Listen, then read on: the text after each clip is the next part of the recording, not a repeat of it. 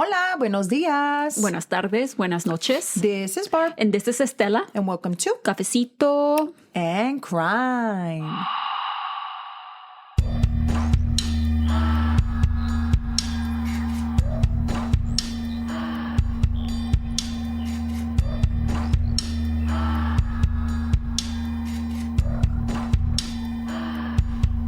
Hola, everybody. I hope everybody's having a wonderful day. How are you doing today, sister? I'm doing okay. How are you doing today? Just okay. Oh, yeah. Just okay. Chill. I mean, I haven't won the lottery, so it could be better. It could be better. Yeah. But I'm okay. You know, like, en todo lo que cabe, I'm good. Mi trabajo me fue bien hoy. It was like smooth. Everything went smooth. A veces cuando te quieres sacar las pinches greñas, you know, pero ahora me fue bien, fíjate. Yeah. And besides that, everything's been going okay. Yeah. Surprisingly. Gracias a Dios. Gracias a Dios. Surprisingly. Yeah. Me da como que preocupación. Oh, because everything is... No, well, your son got a little bit kind of sick, so... He was sick this week, and then ayer estuvo bien crazy because I know a lot of people know that, or if I haven't mentioned this, I work from home now. So it's crazy porque like my ex-coworker, which is my son's Doctor. and she was like, her medical assistant calls me and she's a really good friend of mine. And I'm like, hey, you know, Juju is this or whatever. Y luego me dice, but I'm going to log you on before she sees the first patient, which is at 9:15. So you need to be ready by 9. And I'm like, sí, está bien. You know, cool, chilling.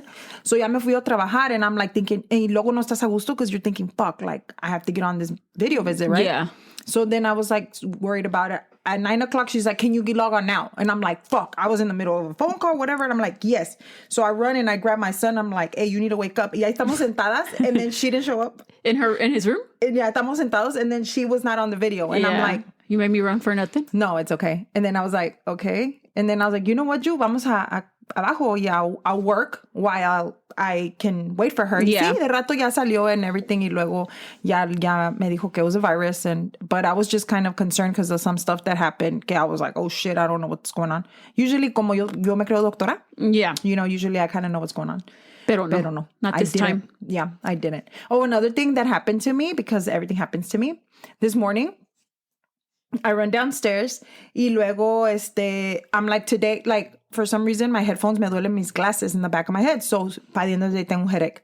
Anyway, so then I'm like, no, I'm gonna wear my contacts because Estela's always like, you never wear your contacts. Yeah, so because you complain about your ears and I'm like, put on your contacts. Put on your contacts. So I'm like, okay, cool. I'm gonna wear my contacts today. So me los pongo, right? You know, like the one on one side estaba moviéndose and I'm like, what the But you never, fuck? I guess because I was about to say, I'm like, at least me, when I put them on in the morning, I can tell right away when one of them is fucked up. Yeah, so the one on one side, like, estaba batallando because it kept coming, que se me quería salir, right? Y luego el otro, like, I don't know why it was moving, so I'm like, fuck. Dije yo, bueno, a lo mejor, since it was already almost time for me to clock in, I was like, you know what? Me voy a ir así, ahorita me fijo. Well, girl, no podía ver. Estaba todo blurry. And I'm like, fuck. So I was like, you know what? Lo he de traer al revés. Sí, güey. Yeah. Lo trae al revés. O sucio or something. No, estaba inside out. El pinche estúpido. Yeah, I hate that y ya shit. nada más fui and it was like, I can see. Yeah. And then my coworker was like, can I ask you a question? I said, yeah. Oye, how does that happen? I'm like, I really don't know, to be honest. Sometimes te los pones a la carrera. Yeah. Like, sometimes it goes to the back of my eyeball. That happened to me one time and I freaked out.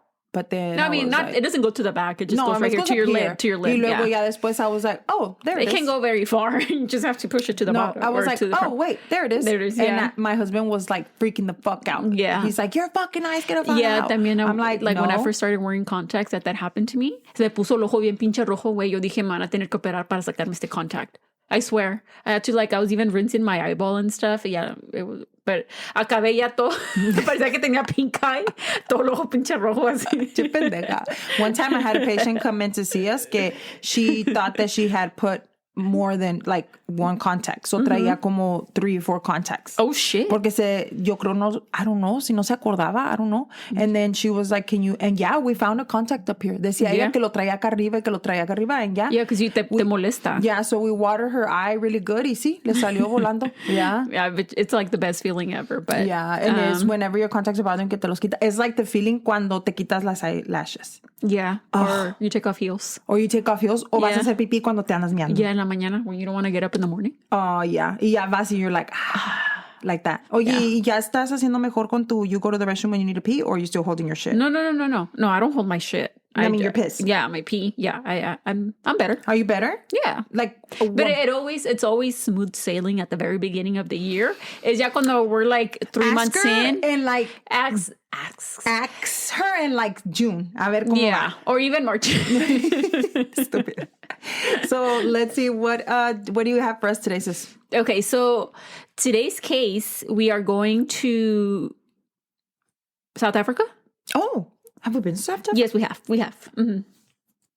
It was about the case que este muchacho, he killed his family. Or in the that house. was South Africa. Yeah. They were rich and yes, I remember. They had money. Mm-hmm. So we're going to South Africa. We're actually going to. It was initially at the time that the case took place, it was known as Port Elizabeth, but it was changed or it was renamed in 2021. And I'm going to play how to pronounce how it is called now, because I tried to pull up the pronunciation and I could never say it. And I don't want to say it wrong. Hold on. Well, One moment. And my ESL. No, you can't. No. So así se llama ahorita. This is the name. Yes. The Democratic Alliance notes with great concern the recommendation made by the Eastern Cape Geographical Names Committee that the name of Port Elizabeth be changed to Gqeberha. So that's what it's called now.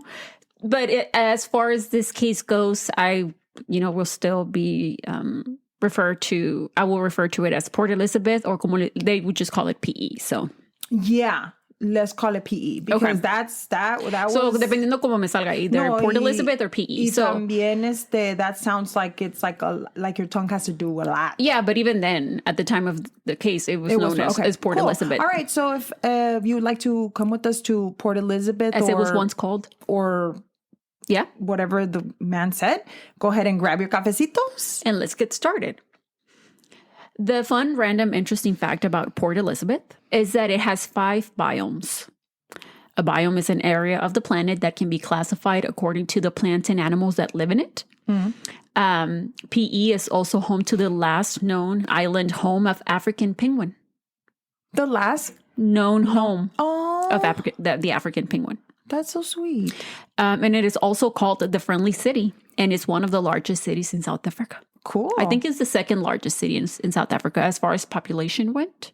So I'm pretty sure South Africa sounds like it's beautiful. I've never even... and even Port Elizabeth, it's known for its like beaches, world-renowned beaches. The water, it looks beautiful. Is the water like, are they... Blue. Like, pero te puedes meter o no? Sí. Oh, okay. Yeah. I wonder if, like, you know how some places you can't go swimming and some, okay. Like in Cabo, there's some beaches that you can't. No, pero sí, se pasa lleno de gente. It's one of the reasons it's a tourist attraction, like their beaches, their beaches, and like the nature of the town. I'm sure. Now, right off the bat, I will let y'all know that Alison, who this case is about, survives despite her horrendous injuries. Wow. And they were very gruesome. And it is truly a miracle that she is alive today. Okay? Yep. So, Alison, también, I try to pull up the pronunciation of her name, and then some people, depending on their accent, would say it differently, but this is how I found the pronunciation to be, is Botha. Sounds about right to me. Yeah. So she was born in Port Elizabeth on September 22nd of 1967 to parents Claire and Brian.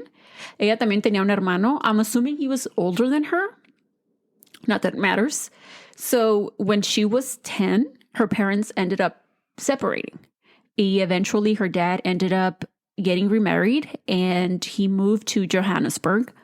And both of the kids stayed with their mom, Claire, but maintained a close and loving relationship with their dad.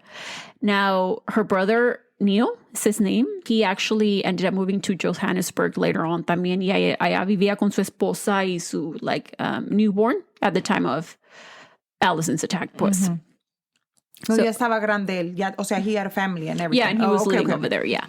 Alison goes on to say that when she was a little girl, that she doesn't remember having any big dreams of what she wanted to be when she grew up. She didn't have like big aspirations or anything of that sort. She said that she wasn't particularly good at anything. She's like, I wasn't good at sports. Well, the good thing is that she admits it. Yeah, You know, well, I mean, porque hay veces que if you're not good, you're not good. I mean, I don't think there's nothing wrong with that. I don't think I was good at anything growing up either, like, you know? I mean, it's okay. Yeah, she was known to be friendly and outgoing, like in her school years. That's exactly what matters. She had a strong personality.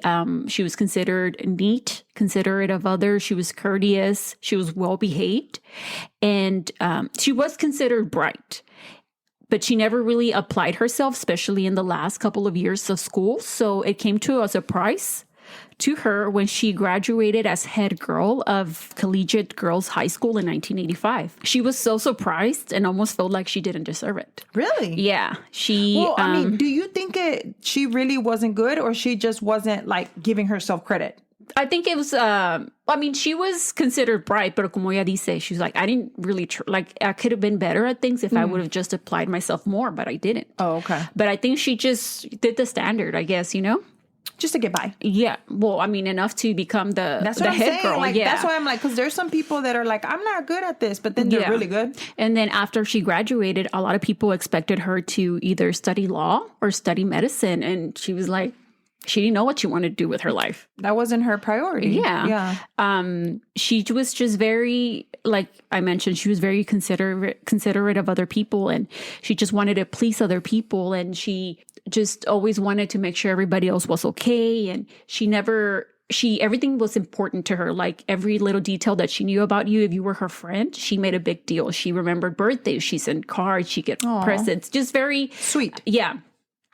Or considerate. Yeah, she was very considerate. Yeah, she cared about everybody's feelings and made sure everybody felt like they had a friend in her and all those things. You could always go to her for advice, and she would always tell you what you needed to hear, not what you wanted to hear, you know, but she would do it in a very sweet. Nice way. Yeah. Okay. Now, after she graduated, her mom suggested that she attend the former PE Technicon school to take a secretarial course, to just kind of have something to fall back on. And she did, but I believe it was only for a year. At one point, she took a receptionist job at a travel agency where she was actually described to be an excellent receptionist. There, she met one of her closest friends, Kim, who was actually with her the night that, you know, her case takes place. When she was 21, she went overseas to London to kind of like find herself, because she said that everybody in Port Elizabeth knew her and knew how she was, and she wanted to see what else she could be somewhere else where nobody knew her. So she went to London, and she stayed there for 4 years before she returned back to Port Elizabeth. That brings us to December 17th of 1994. At this point, Alison was 27, and she was successfully working as an insurance broker. This particular day was a Saturday, and it had been the most perfect beach day. She was with her friend Kim and her two sons. After beach day, they returned back to Kim's apartment, where two more friends showed up, and they hung out a bit in the balcony. Nos andaban chismeando. Later, they decided to go back to Alison's apartment, and then they ordered pizza. They were going to have some drinks and play some games. So ahí se quedaron hasta like right after midnight. So then Alison went to go drop off Kim at her apartment, since ya era tarde, and she also needed to pick up some of her laundry that was at Kim's. No sé si ahí lavaba or no sé qué. So la fue a dejar, and when she returned back to her place, her parking spot had been taken. So she had to park a little bit farther down that wasn't as lit up with street lights. And she didn't think anything of it, you know? So, you know, apagó su carro y todo. And then she turned to the passenger side, and grabbed the clothes that, you know, que había recogido de la casa de su amiga. And she was about to exit her car when she felt somebody open her car door and held a knife to her throat. Oh, shit. And they told her, move over or I'll kill you. Oh, shit. So she scooted over, and this man got in her car and began driving her car while she was in the passenger seat. She noticed that the man was tall, scrawny, with long blonde hair, and the knife that he was holding, she said it was very thin, that it kind of looked like a letter opener. Oh, okay. Well, hay unas letter openers because they're thick. So I don't know, yeah. But I can imagine like kind of like flimsy. Yeah. So he told her that he didn't want to hurt her. y le dijo that he only wanted to use her car for about an hour because he needed to find a friend of his that stole his TV y que le debía dinero. Girl, I would have been like, you can have the car, brother. Take the car. Aquí déjame en la esquinita. And you can bring it back in an hour. Pues ni modo que le dijera, no, sí. pues ya la tenía. Aquí, mira, aquí me bajas y aquí me dejas y ahorita al rato lo traes. So así quedó, and it was quiet, and out of nowhere, he said, you live in number 1, don't you? Oh, so he knew her. He had been watching her. That's, es lo que le dio a entender. So he asked her what her name was. Y esta dijo, pues ya sabe dónde vivo, yo no le voy a decir cómo me llamo. So le inventó un nombre, le dijo que se llamaba Susan. Mm-hmm. And when she asked him, he said that his name was Clinton. Mm. He was probably lying too. He then said, she's like, so you live there alone? Y ella le contestó, no, my boyfriend is waiting for me. Now, after driving around town looking for his friend, Alison, throughout this time, she was thinking about, do I jump out of the car? And it was to a point where she saw a police car, mm-hmm. and they were stopped. And she was like, I will have the right opportunity. If I'm going to do it, I need to do it now. Pero en ese momento, the police car turned into a street y se fue. Mm-hmm. So, ahí quedó la pobre. So now, after that, she, like you were saying, she asked Clinton. He was like, hey, just let me out of the car and take the car. Y que le dijo, no, I want company. ¿Estaba aburrido el compa? No, man. Now, ya al último, after driving around for a little bit, he found his friend, who Alison described as a short and sturdy man dressed in all black. That's what I am. I'm sturdy. She said, you're tall. I'm tall and sturdy. And dressed in all black. Dressed in all black, actually, right now and every day. So this other guy got inside the car and he sat behind Clinton. So he got in the back seat. Y Clinton le dijo a este guy, meet my friend Susan. Hijo la verga. And then he turned to her and le dijo, this is Tins? I think that's how you say his name. We don't give a fuck about this man anyway. So however I'm pronouncing his name, it might be wrong. I don't care. We don't give a shit. Okay. So the man began, they were driving. And then they Pero según él le debía dinero, he owed money. Y le robó la tele, pues. Y la tele. Uh-huh. Okay. Sí. So the men began having a conversation, and they mentioned, Alison says that she kind of picked up parts from the conversation, pero that they mentioned somebody called Natalie who lived by the Overbackings. That's an area, and they were now heading in that direction. Mm-hmm. But when Clinton makes the exit to go to, if I'm pronouncing this town or this area, I'm so sorry. I'm sure I'm pronouncing it wrong. Overbackings. Estela, we can do the best we can. Yes. So he missed that exit, and then they began to head towards Summer Strand, which was a stretch of beaches, mm-hmm. que la gente iba allá para ir a hacer de puro pinche desmadre, puro pinche party. Pero ya para esto ya es tarde, porque it was after midnight. After midnight, yeah.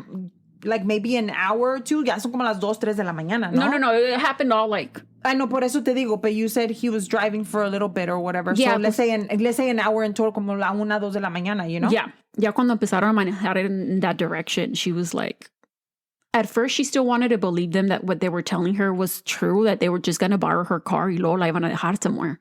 But up to this point, que ya le estaba cayendo el 20, como que something, me va a pasar algo. Yeah. Me va a pasar algo. I wonder how you prepare yourself for that. Yeah. Okay, see, they're going to punch me. Is it going to hurt? Okay, how am I going to react? I don't want to know what goes through your mind because I don't want to go through that. Pero if it would, I wonder what goes through your mind. Are you preparing para el chingazo? What do you prepare for? If I get sliced open, I don't know. Yeah. Now, a bigger pit in her stomach formed when they passed the Holiday Inn, which was one of the last buildings in the city's perimeter. So she knew. Yeah. So they were going outside of donde estaban las luces y los edificios. And after passing it, the road was dark, pitch black. And there were no more cars in sight. He kept driving and passing by sandy lanes and bushes and kept going until they arrived at an alcove that led off to a beach. And she could see from where they ended up parking, she could see the road, but which was about 90 meters away. So she could see it, pero estaba hasta la madre, far. She could see it porque there were estaba trees, lit up, Pero... Yeah, there were trees and a shit ton of bushes and stuff, but she could kind of make it out that it was farther out. Now, when they stopped the car, Tins, that's what I'm saying his name. We don't give a fuck, remember? Got out of the car. Y adentro del carro se quedó Clinton con Alison. And after a crushing silence, Alison asked, now what? And then he turned to her y le dijo, but I thought you would have realized that we want sex. Oh. And she said, no. And then he asked her if she was going to fight. Y pues, I mean, esta calculated her odds. And she said no. I think that's what I would do. He made her undress herself. And then he forced her to perform oral sex on him. Guacala. And then he forcefully performed oral sex on her. And he then raped her. And then so did Tins. And then... The sturdy man. The sturdy man, yeah. And then he raped her too. And then él se salió del carro. Afterward, Tins called out the name Franz to Clinton, which was his real name. France? Franz. Como like francés? No, como Franz, like Frans. Oh.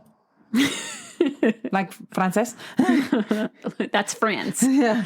I guess to see, like he called out to him, I guess to see what was going to happen next, ¿verdad? But they had already made that decision way before. In an instant, Franz's hands were around Alison's throat. And as he was strangling her, como que le cayó el 20, she managed to rasp out, please don't kill me. Y solamente dijo sorry. And he continued to strangle her. And the last thing... ¿France o el otro? No, Franz. Aquel estaba fuera del carro, pues. Mm-hmm. So the last thing she remembers is that she emptied her bowels and everything went blank. So Alison woke up and realized that she was lying outside of her car in the sand and that her throat was being slashed. Oh. She remembers not feeling anything. Like she's like, I didn't feel pain. But she said that she counted 8 blows. I'm telling you, like, because I've heard other people, like the little girl that got her throat slashed. Mm-hmm. Remember that it was here and here in Houston that I did a story on her, and she said the same because she couldn't feel anything, but she knew that her throat was slit open. Yeah. Like I guess because you're so scared and the adrenaline, like you don't. I think your body's in shock. In shock that you don't feel the pain. Because I would be like, me corté con una pinche el otro día, like with the little paper, and I'm like, ah! And you imagine like them their whole throat is like slashed, and she said she got hit 8 times. Later we find out that her throat was actually slashed 17 times. What the fuck? Well, he didn't have a very good knife. Pero aquel también tenía una knife. Tins. And his was bigger que el otro de la letter opener. Mm-hmm. After they believed that Alison was dead, they moved away from her body and went to her car where they threw out some of her things. And Alison remembers, like, she was conscious and tried to keep, like, she was making, like, grumbling sounds while she was trying to gasp for air. Pero she tried to keep those down so they wouldn't realize that she was still breathing. Alive, yeah. Mm-hmm. So not long after, they left. And she heard them leave. And they drove off in her car. Now, at that moment, Alison lay there thinking that she's like, I'm going to die. Mm-hmm. And before she did, she wanted to make sure that people knew who had done that to her. So with all the energy that she had in the sand, she wrote Franz. Mm-hmm. And then she wrote Tins, or how she thought it was spelled. And then under it, she wrote, I love mom. Oh. Yeah.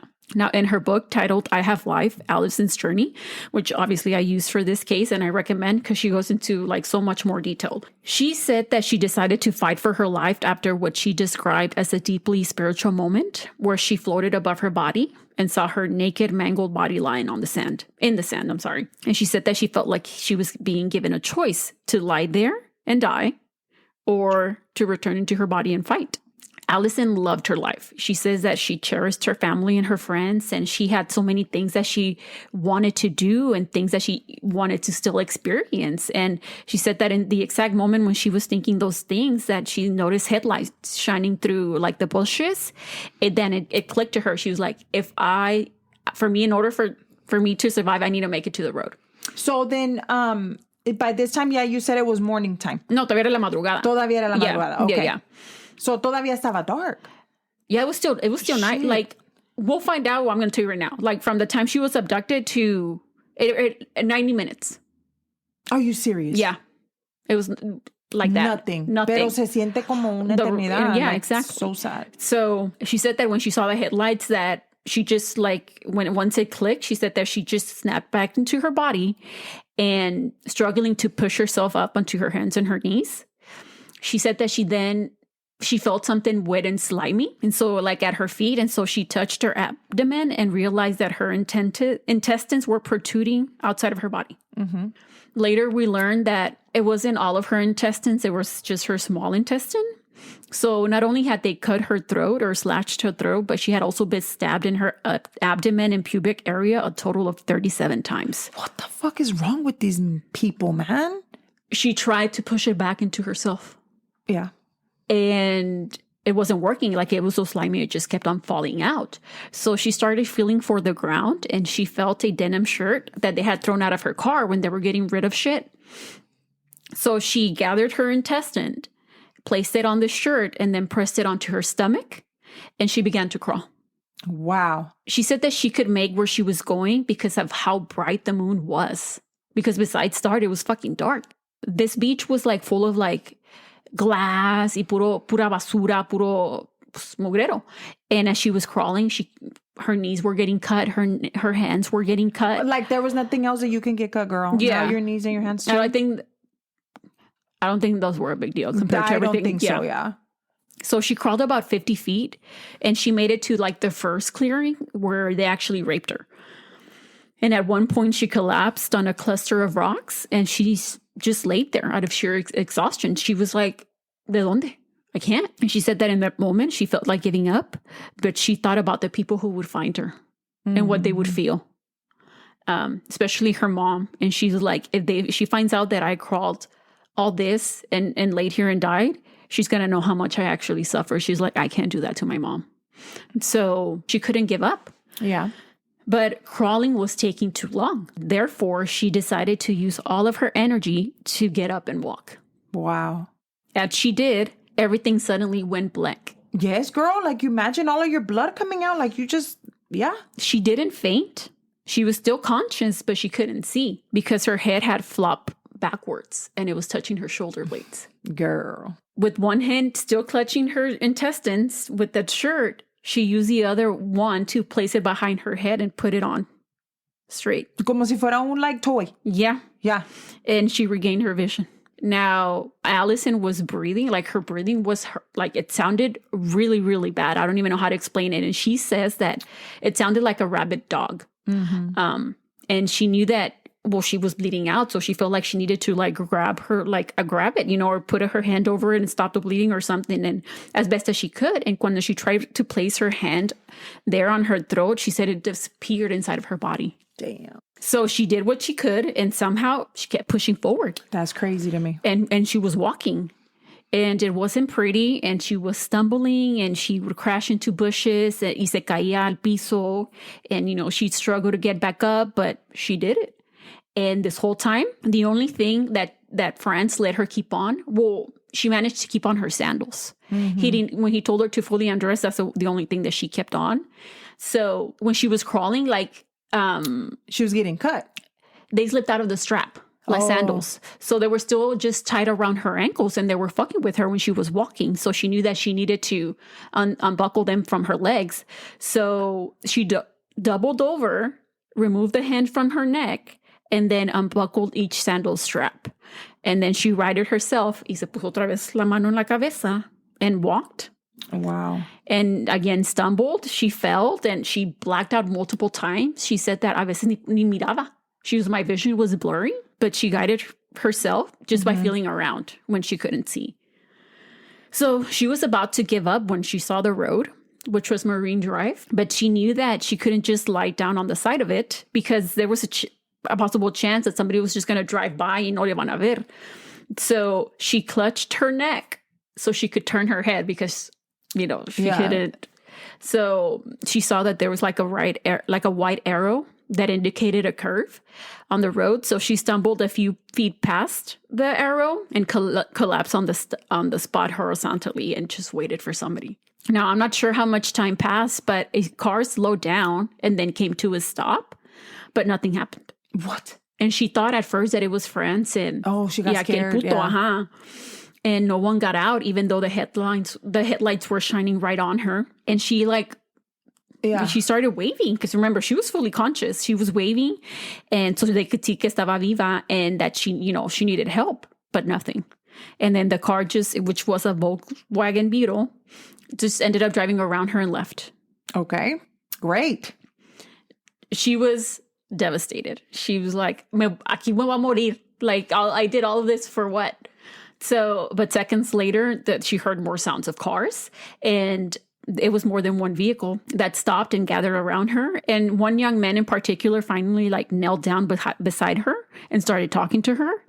And she tried to speak, pero no le salía la voz. Yeah.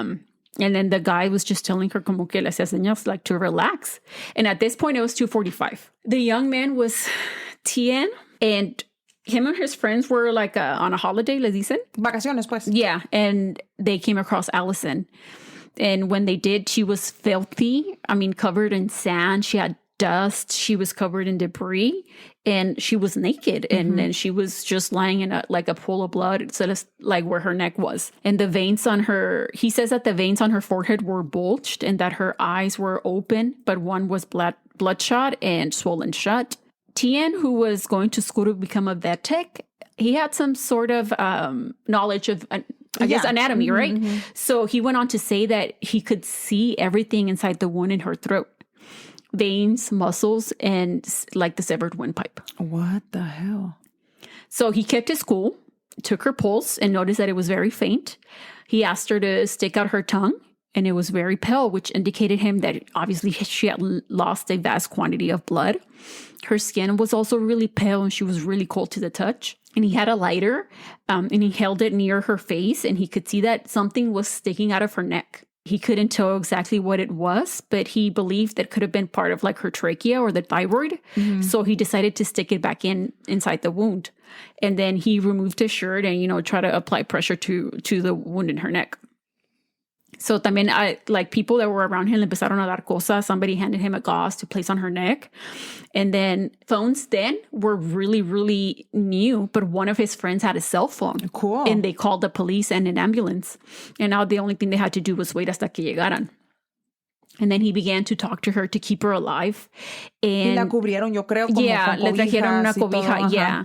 And he kind of started telling her to kind of just like breathe, or try to breathe. Yeah. And he spoke to her in Afrikaans, which is, it's a different language that they speak, which is it's West Germanic language spoken in South Africa. And it originated from Dutch and was brought to South Africa by European settlers in the 17th century. So Alison didn't speak Afrikaans. So she didn't respond in any sort of way, but it seemed como que ella le quería decir algo. So she pointed to her stomach. That's when he lifted the shirt and, he saw everything else. Her intestine, another serious injury. And he was like, how is she alive? Yeah. Like, honestly, wow. Thamm called one of his friends they're like, well, fuck, we need to keep her alive. I mean, she already made it all this way. So they started like rubbing her legs to kind of keep her circulation going. And they were trying to keep her warm. And since he didn't know his name, he decided to call her the first name that came to his mind, which was Carol. And he said that it was the only English name that he could think of at the moment. So he decided to start asking her some questions. So he had something to tell the police when they showed up. But since they couldn't communicate, he just told her to just, squeeze my hand for once for yes and two for no. And it was through that way that he learned that two men had raped her and tried to kill her and had stolen her car. And, Alison managed to write an R on her chest to let them know the first letter of the make of her car. And then they guessed it was a Renault. I don't know what type of car that is. And then she wrote I guess when they asked her the color, she made a Y on her chest, which, they guessed yellow, which is her car was a yellow car. By this point, her pulse was getting weaker. And the police wasn't there yet. No llegaban. And Thamm knew that he had to continue to keep talking to her. So not that you can make things light in this type of situation, but to make her feel a little bit better. Yeah, he told her that she had the most beautiful green eyes, and she does. And she's like, when I told her that, she just gave me the biggest smile that she could. And then he asked her if she had a boyfriend. Y le dijo que no. And then he said something along the lines that, that she needed to live so they could go out on a date. Aww. Y otra vez, she was just like smiling. And that she was going to have to pay because she ruined his shirt. But it took 2 hours before the Why? ambulance made it to where Alison was. Why? And then she was lifted onto, the stretcher, and, Tien went with her because he was still holding her neck. And they were trying to get a drip going, but they couldn't find the vein. Mm-hmm. So the driver pulled over. No, what are you pulling over for? And then Tien's like, what the fuck? Like, bitch, hurry the fuck up and turn on your fucking siren. Like, porque andaban como si nada, like... ¿Dónde vimos en otro caso que también, I think it was that same case, that they would call the cops when the cops, that the lady on the line wouldn't take it seriously. Like, I think it was the same one of that guy that killed his family. I don't remember, to be honest. Y que no le hacían caso, así también lo mismo, that they were like, not that I'm saying South Africa. No, I think, but I think I don't think it. No, that wasn't okay. it. No. Because I remember he was outside when supposedly he discovered his family. He was waiting for them outside the house. So it wasn't them. Yeah. So they finally arrived at the casualty unit, or I guess the emergency room. And it was about 4:30 in the morning. And the doctors and other medical staff began to work on her abdomen, preparing her for surgery. So Alison, her breathing grew heavy. She began to make like a rasping sound. She was choking on her own blood because she was laying down on her back her wound in her throat. So she had to haciendo señas con las manos, get the attention of some of the, staff so they could switch on the suction pipe. Girl, they weren't even paying that much attention to her? Well, they were working on her stomach and like her pubic area. So they did that, but then it happened again. Y otra vez she had to wave. And then the nurse just kept the suction pump at her neck. No shit, pendeja. Ay, quédate estúpida. ¿Verdad? Is there something more important than to keeping her alive? So Alison was then moved to the OR. Now, this is wild. But a man came over next to where she was, and explained to her that they were going to operate on her and that she needed to sign the consent form. No, Estela. Stop. And she took down she grabbed the pen and wrote down her name, and it was legible y toda la cosa, güey. I'm telling you, I have no idea how she did it. And she wrote her mom, and she was like, call my mom. Here's her number. Here's her name. What the fuck? Are you kidding me? And then the surgeon, when he came in and he saw it, he was like, what the fuck are y'all doing? Like, how are y'all? That doesn't matter right now. We need to get her, Is that even something... That's crazy. But somebody's taking his job a little bit too seriously. Don't take it that literal, brother. Like, she has no intestines and her whole throat is slit. So Dr. Komen was a specialist in intensive care and anesthetics, and Dr. Angelov was a general surgeon on call that night who also specialized in thoracic, which focuses on the chest organs, including the heart, lungs, esophagus, and trachea. So I know that because of, why.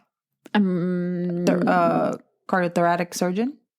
Grey's Anatomy. Sorry, it was slipping my mind. So they were going to operate on her and would save her life. When they assessed her injuries, they noted that her neck had been cut from ear to ear and that she was breathing through a hole above her collarbones. Her thyroid was cut in two and was tucked inside the wound. That is what Tien ended up putting back into her neck when they were on the road. If he hadn't done this, which kept the thyroid moist, Alison would have died from that wound alone. Wow. Her trachea was also cut in half. And because of it, the muscles had retracted into the base of her skull. Shit. Her larynx was completely separated from the lower part of her trachea. And also the main veins had been cut. However, the main arteries and her voice box were completely missed in the attack. That's crazy. 17 times and it was missed? Yes. Shit. That is so crazy. So Dr. Angelov moved to assess the wounds in her abdomen and her pubic area. And her small intestine was the one that was exposed, and it was covered in dirt and sand and like leaves, charcoal, and a whole bunch of other crap. And it had been ruptured by multiple stab wounds. And it was also a relief that Alison's bowels were empty. So when he was choking her, that she emptied her bowels, it was a good thing that actually happened, because if they weren't, it could have caused an infection, which could have killed her. Yeah, it could have been a sepsis infection. Yeah. Her blood test showed that her blood pressure was 90/50. which was extremely low. I'm sure you know. Her pulse rate was 125, which indicated that she was in a state of shock.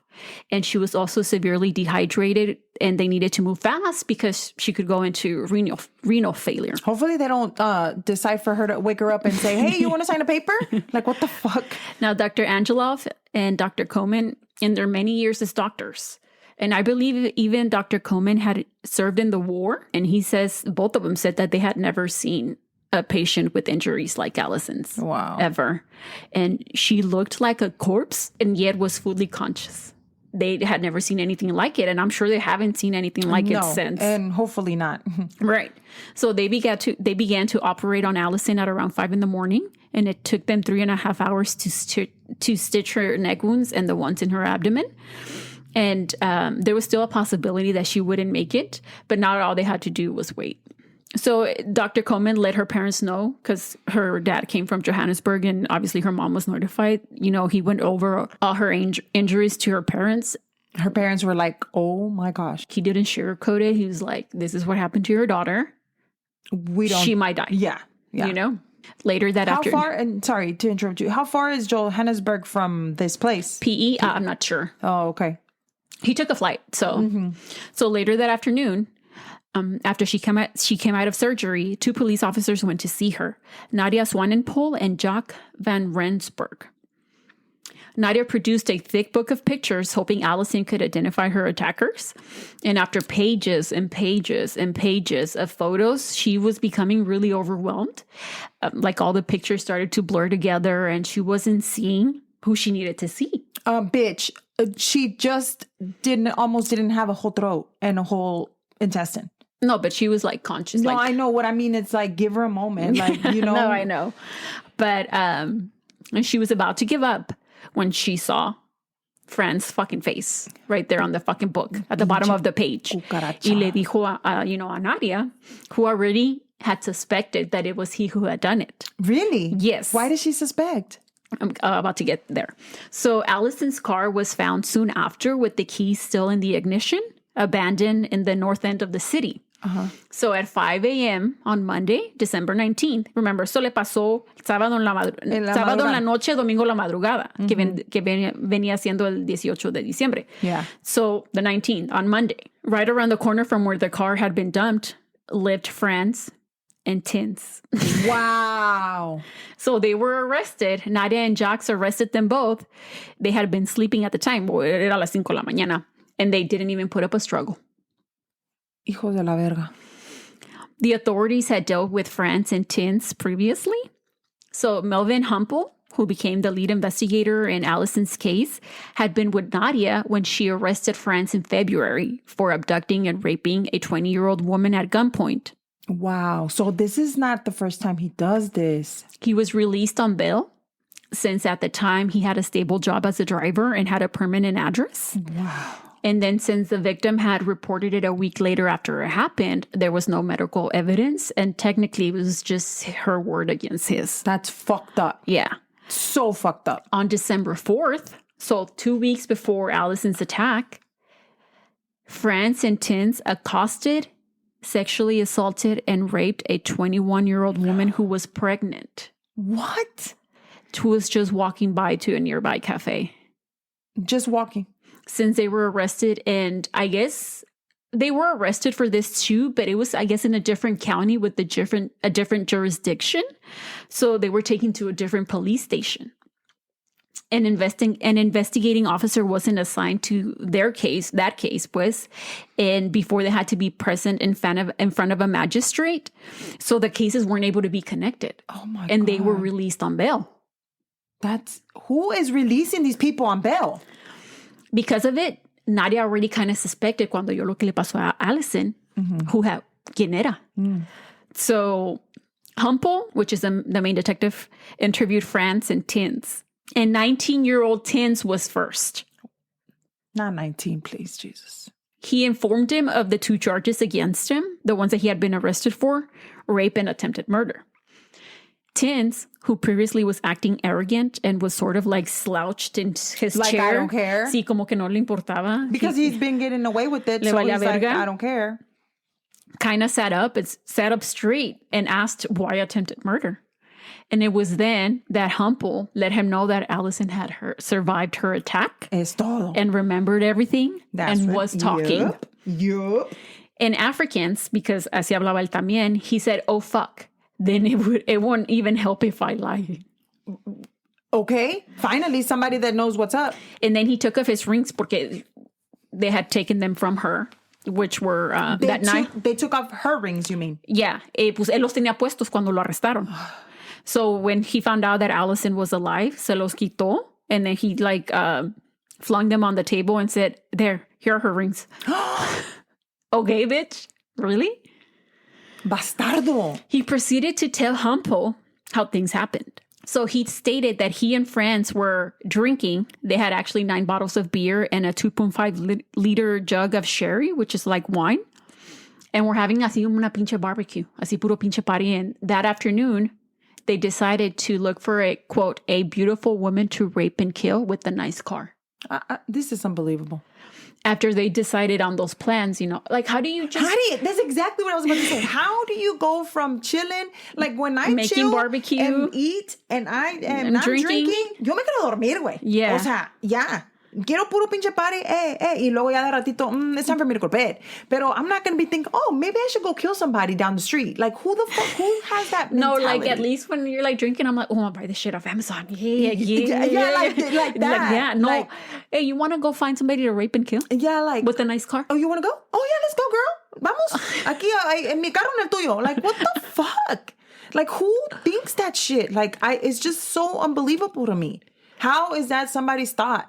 Like, my thought is, like you said, yo quiero ir, okay, seguirle, okay, let me see, blah, blah, Put blah. some music on. Put some music, a bailaditas y todo, Yeah. you know? Pero a eso, y luego me vuelve a dar hambre, you eat again, like, but you don't go and say, oh, let me go rape and kill somebody. What the fuck? With a nice car, don't forget. With a nice car. I mean, he's 19. He's an idiot. Es un bastardo. Still. Oh, my God. So again, after they decided on their plan, they hung around the central area in Port Elizabeth, but they couldn't find somebody, I guess.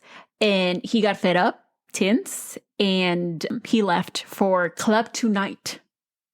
Se fue y le dijo a lo mejor se le bajó lo pedo también. Y le dijo a friends to go look for him cuando encontrara a alguien. Oh, so was he the leader or was Friends the leader? The friends. Pero he was like, pues yo no me voy a quedar aquí parado haciendo nada. Me aburrí. I'm going to go party, bye. Which he should done and not go fucking think the other shit. And then we know later que friends showed up with Alison's car to pick up Tins. And, they proceeded to drive her out to the scene of the crime where he and, friends both sexually assaulted and raped her and tried to kill her. So he said that after Franz strangled Alison, he helped him drag her out of the car. And then Tins asked Franz if he thought she was dead. And he responded with, let's find out. So that's when Franz began to stab Alison's abdomen and private areas. And then after Tins heard a rasping sound coming from her, he took out his knife. And then he's the one that slashed her throat first. Pero luego, Franz shoved him aside and started slashing at her throat with his little knife, which was smaller. Después, they ransacked her car and threw out things that were of no value to them, como toda la ropa que tenía ahí adentro. And then they drove home and they had a couple of more beers. Wow. And then they fell asleep. He confessed to Humple. So this was his confession, right? And then Humple was like, wait, hold on. If you're going to fully confess, you need to talk to a magistrate. He was like, no, it's fine. I'm confessing to you, but I'll do it también in front of a magistrate. Don't worry. What is a magistrate? Like a judge? A magistrate is a judicial officer who presides over cases in the courts. So then Tins, after he confessed, he went with an officer to point out the scene of the crime. And upon his return, he also had the knife that he had used as well, which was about 8 inches long and had like a name engraved on it, sort of like real weird frick. I don't know what that means. I don't know if it's an Afrikaans word. And then he told Humple that they used that knife to make food that morning and they didn't bother to clean it. Oh, wow. Mm-mm. He needs to die. They need to, and I'm going to say something that I heard this morning on TikTok. Somebody was talking about a case that I was looking at or whatever. And the guy said they need to dip him in acid. Toes first. That's exactly what needs to happen to this motherfucker. During the same confession, he also admitted to the other rape that had happened of the 21-year-old woman who was pregnant on December 4th. So he admitted to that too, along con lo que le hizo a... Imagine you're just going to the cafe, like, voy a tomarme un cafecito, you know, with my little belly and everything, and then you get fucking raped? Like, what the hell? These people. So next it was Franz. And just like he had told Tins, Humpel told Franz that one of his charges was attempted murder. Surprised, también el way, he said in Afrikaans, quote, "That's impossible. She couldn't have survived." Oh, she survived, motherfucker. With no remorse, he repeated the same story que le había dicho el otro. And then he added that before they were arrested, so that Monday, they had planned already to go out and abduct and murder another woman, and that they wanted to throw her off the Van Stadens Bridge, which is a large arched bridge over the Van Stadens, I think that's how you say it, Van Stadens River in the eastern Cape of South Africa. Oh my God. They were going to keep going, dude. Dude, they were going to become serial killers. They were going to become serial killers, yes. If it wasn't because of her. If it wasn't because of the... They would have eventually caught them because they were already on their tail. Como and Nadia. besides, they were idiots. Yeah. They were stupid asses. But I'm just saying, they were like... well on their... Because they were about to do it the very next day. That's what I'm saying. Like, they weren't even taking time, sadly. That's true. Like, most of the time... They were becoming like spree killers. Yeah, they were just kind of like, let's just do it all at the same time. And it's like, okay, what the fuck? ¿Cómo existe gente así? Like, me pongo a pensar and I'm like... No, my deal is like... ¿Y cómo encuentras a alguien más que quiere hacer las mismas pendejadas que tú? We've gone through this already. We've gone through this. I know, but I'm like, how do you guys find each other in this life? I don't know. It's just, and it's like, I just do not understand their thought process ever. I'm never going to understand it. And I don't think anybody will. I don't think ever. I want to, honestly. And I really don't want to. But I'm just saying, like, yo, I just don't get it. They were arrested, obviously. And then... And they're going to be put in a bucket of acid, right? Humpel afterward went to see Alison at the hospital y fue y le dijo. ¿Y le dio sus rings? Le dijo that, you know, they had caught them or whatever. And she was just elated. She just felt, you know, like a weight lifted off of her. And she was scared. She was like, I'm alive. They're going to know that I survived. Y lo que, you know? I would have gone to see them at jail. I would have. Now, Alison... I'd be like, bitches! Allison was kept in the high care unit for 8 days. It was tough. She was in excruciating pain, especially when... imagine her throat, pobrecita. Especially when, you know, like during morning washes, que la tenían que lavar, pues they had to like turn her y toda la cosa. No, y deja tú, like, trying to make sure, like, your neck and your, like, you have those muscles that turn and everything. She lost all of that. Like, trying to get her body going again. Yeah. Like, whoa, that must have been so painful. Like, she couldn't even do the simplest things, like cough. The pain? A physiotherapist had to teach her how to get rid of phlegm that collected in her chest since her stomach was too sore and weak. Yeah. She cried out in her sleep, la pobre. She had restless nights, according to nurses. Just, I can't imagine, dude. Mm-hmm. And the terror that she must have lived, like, I could have died, you know? Just a few days before Christmas, she got up from bed for the first time. And it took her a while before she managed to lift herself, but she did it and sat in a chair. She said she felt like an old person. She was only 27, but after what she had gone through, I can't imagine. No, her body was not a 27-year-old. No.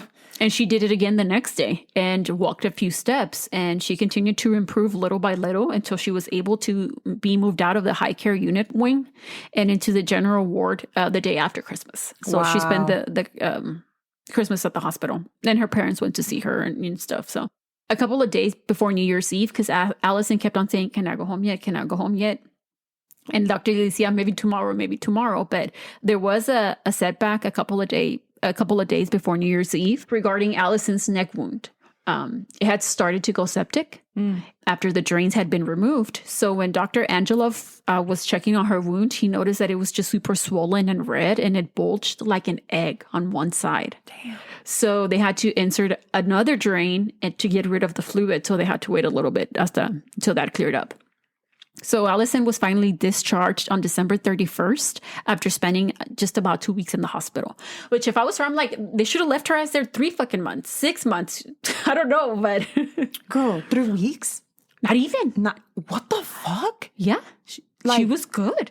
She was good. Like, yeah. Like, se estaba moviendo. And it's all Yes. about, and literally, I say this all the time to my dad. I say this to my sister, everybody. It's all about your mental state. Like, if you think that you can do it, you're like, I'm going to get up. And you're going to get up. You're going to move. I'm going to get out of here. You're going to get out of there. It's all about how you program yourself to be able to do things, because you imagine, like, girl, she had her whole body, like all of her insides were coming out. Her thyroid was out. Her neck flipped to the back and to her shoulder blades. She couldn't see. Like, it's incredible. It's fucking incredible. Following their arrest of France and Tins, so on March 3rd, 1995, so like about a little over 3 months, Alison, along with the 2 other women who had been raped and accosted by them, had to formally identify them in a lineup. Mm-hmm. Now, the standard practice of this process was that they would have to stand in front of them and place their hands on the shoulder of that person that they're identifying, so a photographer can take a picture. But since Alison was so petrified, she was like, I did not want to touch them. I didn't even want to be in the same room as them. So they had to tweak the process, and they had to find a location with the one-way partition so they could identify them that way instead. Yeah, because I'm not touching nobody, bitch. Mm-hmm. Now, weeks later, France and Tins admitted to kidnapping 2 of the women and raping all 3 of them. They pleaded guilty. And in one of the statements, when they were pleading guilty, Tins made an apology to Alison. Shut the fuck up. He said, I'm sorry for what I did. As I stand here, I have great remorse for my deeds. I apologize for what I did to her. Further, I just ask for mercy. Stupido. France told the magistrate that he was a good husband. He was married. What? And a father to his child. How old was he? He was in his early 20s. Yes, you heard that right. He was married to a young woman named Natalie, and they had a 2-year-old son. Wow. He was also setting up a defense with this statement at court. What defense? He added that he knew he had a problem. Shut the fuck up. And that bad things would go into him, like supernatural powers that took over his body. Oh, wow. Se cree Iron Man. Now, the trial for these hosts was set up for June 12th. And they had set at least 10 days for the case aside. Of course, there were multiple proceedings beforehand. And Alison was also sent to a psychologist for an assessment that would later be handed to the court. So it wasn't just Alison, también las otras dos muchachas. Yeah. A week before the trial was set to begin, France called for a press conference where he told the press that he was possessed by demons. Oh, wow. All of a sudden, you're possessed by demons. Okay. He now regarded himself as Apostle Paul and turned to Jesus. Who? Apparently, Apostle Paul had killed Christians and then turned to Jesus. He's like, forgive me. Okay. He identified as Apostle Paul. Well, my question is, he requested, and who the fuck went to the press? Like, who was the one that said, like, I need to know this information because I'm pissed. Who the fuck went to the press? Like, who was like, okay, let me go ahead and let him talk? Shut the fuck up. He also stated he would be undergoing a form of exorcism in his cell, which would also free his wife and son. No, what he needs to do is get fucked up and get his fucking dick chopped. No, ¿cómo dijiste? Be in acid? Dipped in acid? Bucket, dipped in acid, toes first. So no one bought it. I mean, come on. Who's going to buy it? And then they knew what he was doing. You're an idiot.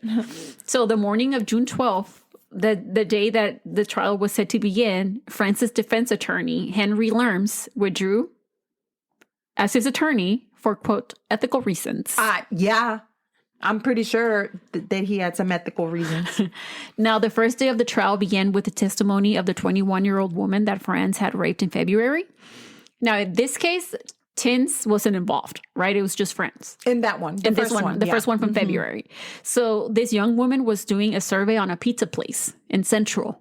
And France saw her and he like pounced on her and put a gun to her head, telling her to move over. So es como lo mismo que le hizo a Alison. Then he drove her out to the area of Nordhoek, I think that's how you say it, and where he sexually assaulted her and then raped her. Afterward, he drove her to a roadhouse and bought her a sandwich and a rose. And he raped her again and was talking to her como si era su novia. What? Así like if he knew her, they were like longtime friends. You're a fucking psycho. Then he dropped her off. I'm not sure where. No sé si en su casa o donde. And then told her that she was an amazing person and that he hoped to make it up to her sometime. What? Oh my God. Okay. La pobre muchacha, dude, she said she was scared to tell her parents. She was so scared. And that's why it took her so long to come forward. Yeah. And she actually ended up telling a friend, which happened a week later. Because she was probably confused. Like, what just happened? Yeah. Like, what just happened? He bought me a fucking sandwich and a rose. Like, what just and told happened? her, you're an amazing person. I need to make it up to you soon. Like, what just, like, that's exactly what's going through her mind. Yeah. Like, what? And then her friend is the one that convinced her to go to the police. Yes. Always go to the police. Always. Don't be afraid. Now, the next day, that was the first day of the trial. The next day, the court would hear the second woman's testimony, the one that was pregnant. And this charge was against both of them. Mm-hmm. After her testimony, it would be Alison's turn. There was also a surprise witness called by the state, a woman by the name of Dane de Bruin, I believe is how you say it. So after she saw the news about Alison's attack, she called the police and reported 2 men had tried to accost her at around 12:30 p.m. that same day que le hicieron eso a Alison. So in broad daylight, bitch. What? They had no pinche vergüenza. Pero pues no que estaban en el barbecue. No, pues that was en la mañana. Y luego en la tarde, pues ya andaban allá on the prowl. What the hell is wrong And then with them? while she was parking her car, bitch. What? While she was parking her car, she said that those 2 men fit Francis and Thamm's descriptions. So she said that they tried to open her car door, but that they got distracted for like a split, like a blink of an eye. Yeah, and she locked her car doors. Oh, okay. And then they ran off. Pinches putos. Now, when it was Alison's turn, her testimony took 2 hours. Yeah. Obviously, they went over every single piece of evidence that they had. She probably talked about everything that they had done to her and, Now, they refer to France and Tins as an advocate. I don't know if that was like a defense, like another form of saying lawyer. Pero their lawyers, they didn't have a case. Like, you don't have one leg to stand on, pendejos. Like, what are you going to say? Ese está diciendo que he's possessed by demons. Nobody gives a fuck. Nobody cares. Nobody believes it, you know? Mm-hmm. They tried to poke holes in the case against him, but again, there was no use. Now, other people that testified, obviously, was Dr. Angelov and Tien that ended up finding, Alison. And not only that, but he fucking confessed. Now, afterward, Judge Jensen was presented with Alison's psychological evaluation. Mm-hmm. Now, well, I didn't go into detail of how Alison coped with what happened to her. It doesn't mean that she didn't suffer. Like, she went through a lot. She had a lot of nightmares. She had depression, anxiety, like her temper. She became really short-tempered. And I'm going to read a little bit about what the evaluation said about her state of mind. It said, quote, Alison has been exposed to a trauma that is considered beyond the normal range of human experience.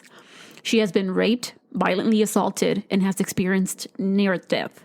In such cases, the more severe the physical violence and the near-death experience, the deeper the psychological trauma. Because of Alison's personality, which is typically emotionally over-controlled, she tended to show a lot of concern for others' feelings and initially appeared composed after the attack. She did not display feelings such as fear, anger, shame, and helplessness, and emotional disintegration that are typically expressed by rape survivors. During my interviews with those who knew her, she was frequently described as coping very well. However, in psychological terms, she was in a prolonged state of shock, and the coping that had been described by the press and friends was a manifestation of emotional shock. This period of shock and outward coping was necessitated by Alison's need to minimize worry about her friends and family, and also her need to feel that she could cope professionally and emotionally. It had nevertheless led to the development and exasperation of PTSD. At the time of her assessment, her PTSD was becoming chronic and had already lasted 6 months. As far as I could tell, her symptoms were worsening. My opinion at the time was that Alison was suffering from chronic and not acute PTSD. Her prognosis was not good, and I felt that her characteristic over-control and inability to let go presented a strong likelihood that her condition could deteriorate further. Now, Alison did get help. Mm-hmm. Like, she was looking for somebody to talk to. At first, como que no conectaba con who she was talking to, but eventually she found somebody that like really helped her through what happened. She got on antidepressants. She put in the work. So the following week, France testified in his own defense. No tiene vergüenza. Ninguna, güey. Ni un pelo de. Wow. No tiene Pero madre. tense, así calladito el puto. He was like, no, pues yo aquí mejor me voy a Pues quedar. ese tampoco no andaba posesa. No, pues él no decía nada. No, él no decía nada. He was like, estoy pendejo, pero tampoco tanto, ¿verdad? Estoy pendejo, pero no tanto. Yeah. Not surprising, of course, that he went on to state about how he grew up and came to be involved in crime.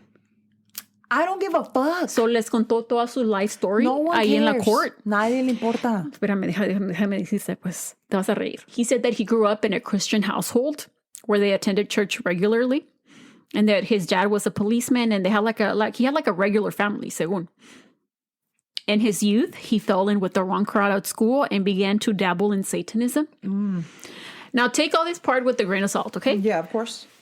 And he also got into heavy metal music that, according to him, had hidden messages that urged the listener to commit criminal deeds. Oh, is that what it is? Sí, oh, sí. Ozzy Osbourne. And then he also began to really get into Satanism after he moved to school in Adelaide.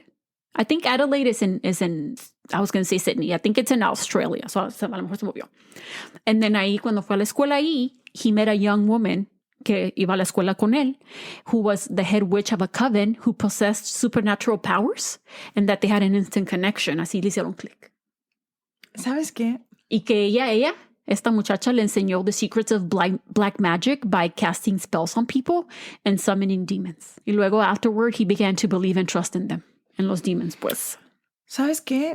Y luego, espérame, después de eso, he said that his life went to shit, ¿verdad? When he started really getting into it. He dropped out of school. He never finished school. He repeated the 7th grade. Sus parents, como para ayudarlo or try to help him, they put him in the army. Le dijeron, lárgate a la verga. And he served for 19 months. Haciendo qué? I have no idea. And then after he served, he tried to work in una mina or find menial jobs, but he couldn't keep one. And then he met and married a young woman who didn't know that, he believed in, or he was part of the Satanist. And they had a daughter. And the relationship ended after 18 months. Thank God for that woman and that little girl. Mm-hmm. And then he abandoned them y se fue otra vez para Port Elizabeth in 1990. Mm-hmm. And ahí no puede encontrar trabajo. So he began bouncing around from place to place, trying to find a job, but eventually returned again to Port Elizabeth, where he met Natalie and got married in 1993. He said that Natalie was going to stick with him through everything. Y nunca lo iba a dejar. Okay. Porque he performed a ritual on her. Y que luego he also asked the devil to give him a son that would be born on his birthday, which was July 6th. Oh my God, he's a Cancer. Yeah. We don't claim him. Y según que su son was born on July 6th, que se le hizo, pues, okay. lo que le pidió al chango. And then he blamed his crimes on a demon that he accepted into his life when he was 15, called Incubus. And then he stated how he met Tins, which they met in June. And then they got together and ended up killing people 6 months later. I don't know how that happens. I don't know. So Tunes, como la verga, he moved in with his aunt across the street donde vivía France.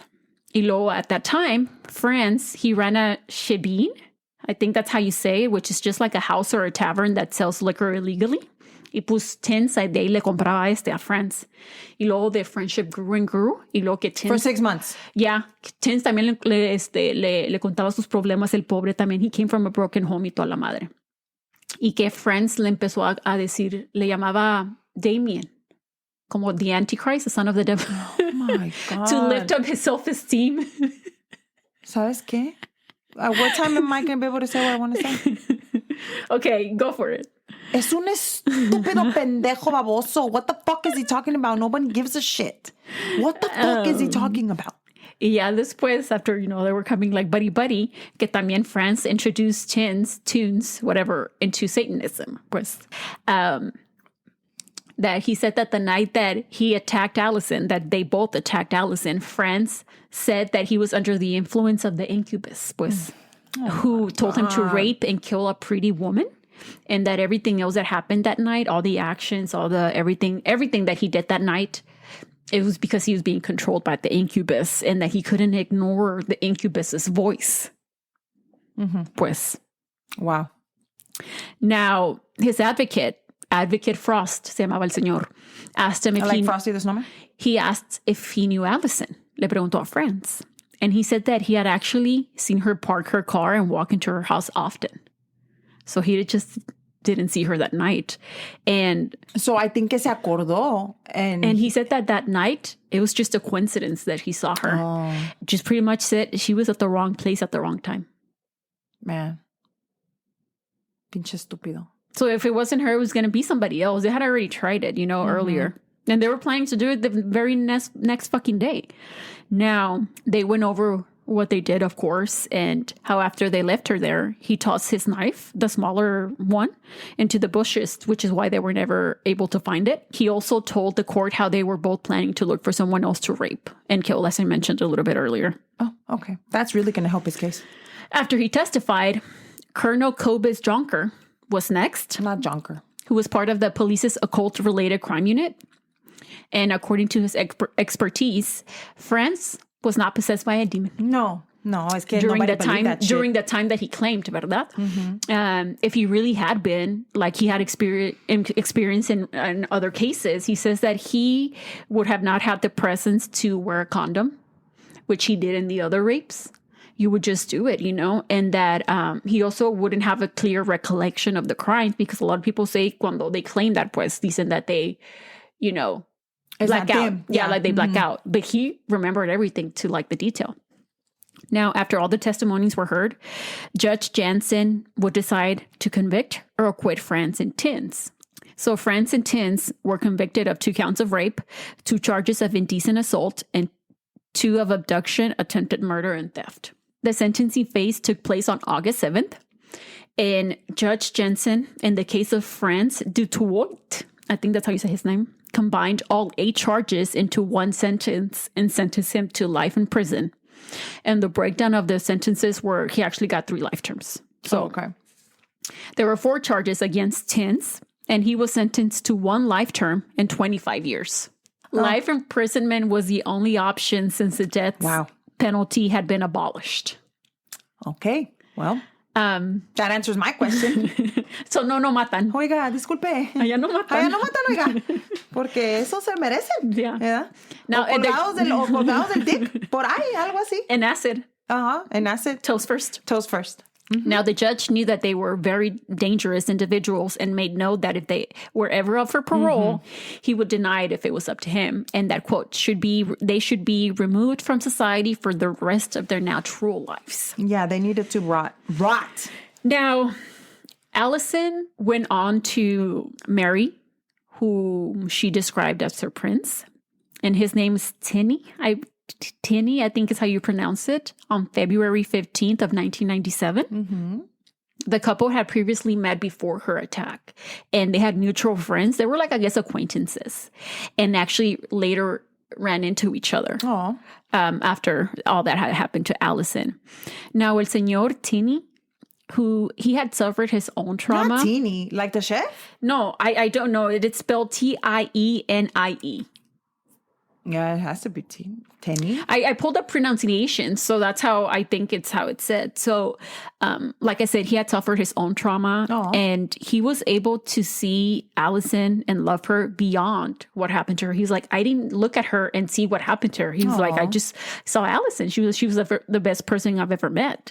And she, in return, when they reconnected or they met again, he was super depressed. El pobre. He was just going through a lot, and she was able to bring life back into him like they were meant to be. Yeah, that's so amazing.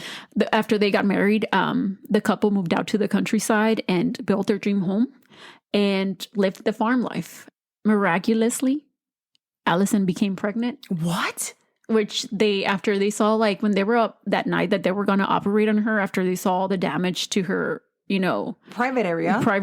And her abdomen. Yeah, they like all the scarring. They're like, there's no way, but she did. I mean, she defeats odds. So, I mean, yeah. She became pregnant and had a normal pregnancy.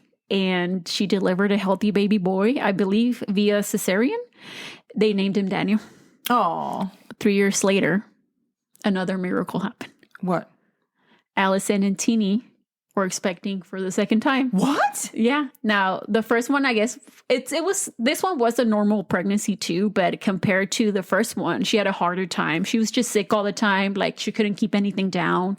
But that's for any woman. Yeah. You imagine like somebody that went through all of that. Yeah. And to have 2 normal pregnancies, like healthy pregnancies. She said that the only thing she craved and the only thing that she could keep down was iced water. And she's like, to this day, I can't have water without ice in it. Yeah. Now, this time, Thamm, the guy that saved her that night, that found her on the road, became a doctor. And he assisted in the delivery of her second baby. That's crazy. Right? 12 years later. That is crazy. She had a baby boy? Yeah, she had another boy. Yeah, I don't know his name. Oh, that makes me so happy. That after he said that when he was in vet tech school, when he decided for that, he said he was deciding between a doctor and a vet tech. And he said that after that happened to Alison, that, they went through that he was like, no, I'm going to be a doctor. Oh, that's so amazing. Now, sadly, Alison and Teeny divorced in 2008 and have since just focused on co-parenting and raising their two boys. Now, in 2012, Alison was notified by a journalist who was tipped off that Tins, who was serving his life sentence in Pretoria, would soon have a hearing where he would be up for parole. Mm-hmm. How this happened, because when they were sentenced, they shouldn't have been up for parole. No. So all prisoners who were sentenced to life after October 2004 were able to earn credits that could be considered for possible early release. Or early parole. Yeah, let me see. Now, I'm not sure if this was like a new law that went into effect. Mm-hmm. But a prisoner who was sentenced to life in prison before deemed it to be unfair and took it to court. Because how are people that were sentenced to life after get these credits, but the ones that were sentenced before don't?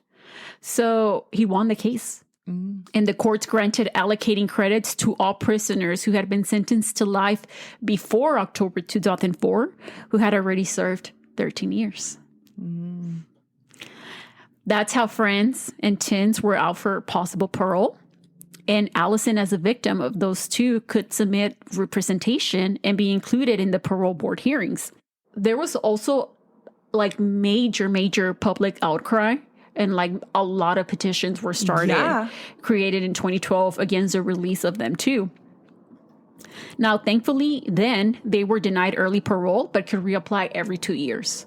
So every 2 years, Alison was there. She's like, fuck no, they're not coming out. Mm-hmm. Like, you guys told me that they were going to come out.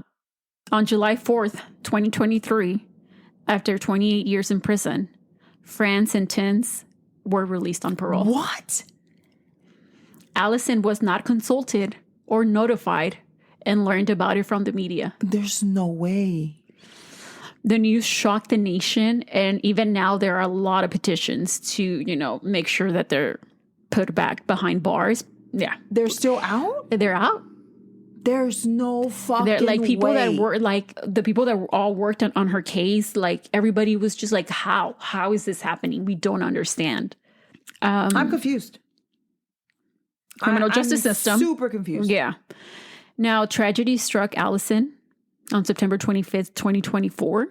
She suffered from an aneurysm and spent 3 days in the hospital with a brain bleed before she was transferred to Cape Town to undergo surgery. She made it through the surgery and she has a long recovery ahead of her, but is making strides, like she se está recuperando. Now, after all of that happened to her in 1994, and she tried to, go back to her normal life. She tried to go back to work as an insurance broker. She couldn't do it anymore. And a lot of people were requesting for her to give a talk about what happened to her. And that's what she did after that happened to her. She became a motivational speaker, and she was highly requested to come speak wherever she could, to travel to many countries to do it. She said, I spoke to audiences of 8,000 people and as little as 8 people. She was like, I give a talk at a zoo and I think Arkansas or something, it's like she's just traveled. Anybody that will listen. Yeah, she's done so much. Like people just tell her their story. She was like, you inspired me to be able to tell my story and to not be ashamed that I was raped. She was like, I shouldn't be ashamed. I didn't do anything. This was done to me, So now she was awarded the Rotarian Paul Harris Award for Courage Beyond the Norm. In 1995, she was also awarded Feminist Magazine's first Woman of Courage Award. And that same year was honored as her hometown of Port Elizabeth citizen for her contributions to the community. So now that she is unable to work because of what just happened to her aneurysm, there are funds available where you can donate to help her recovery. So I'll try to link some because, she has gone through so much, La Pobre, and she survived that then and she survived this now. So she's meant to be on this planet. I mean, her work has been amazing. She has something here to do. Yeah. That she's still working on and that she still has to finish. Yeah. And I think that an aneurysm shouldn't take her out like that, especially with the courage that she's had, and she has 2 children now. We'll definitely put those up there. Now there is a documentary movie that was made based on her book. It came out in 2016, and you can watch it. It's on. I was able to watch it on Prime. If anybody, it's just an hour. If anybody wants to watch it, and like I said, I didn't go into a lot of detail, just so much more that happened as far as how, everything that happened when she got out of the hospital, how she tried to integrate back into regular life, but couldn't, her mental state, just the people that would come see her that didn't even know her, just her hospital room filled, the corridor, like no le cabían las rosas, the notes, everything that was sent, just people, like I said, that didn't even know her would go see her, just amazing. Like, I don't think I've ever heard of a case like this that she just, I don't know. But yeah, that's the case of Alison Botha. I'm sorry if I'm pronouncing it wrong, but wow, that was an amazing case. And I hope anybody out there that would like to donate, then we can definitely put that. If you're able to, no. We're just saying, mentioning it. Mentioning it. It would be awesome that she would be able to. I mean, she won't be able to work like you said right now. So, and then she didn't have health insurance either, which is crazy. Yeah, and she had like a lot of. But doesn't this, I don't know how it works over there. I'm not going to say because de verdad yo no sé. Yo tampoco sé. But yeah. But thank you so much for that, sister. Thank you so much for listening, and let us know what you think. You can follow us on Instagram at Cafecito and Crime Pod, and you can listen to us anywhere that you listen to podcasts. Remember, now also including YouTube audio only. If you would like to download our episodes, rate us, leave us a review, we would really appreciate it. And subscribe to our channel. Thank you so much, and we'll see you in the next one. Talk to you in the next one. We'll see. Pero talk to you in the next one. Bye. Bye.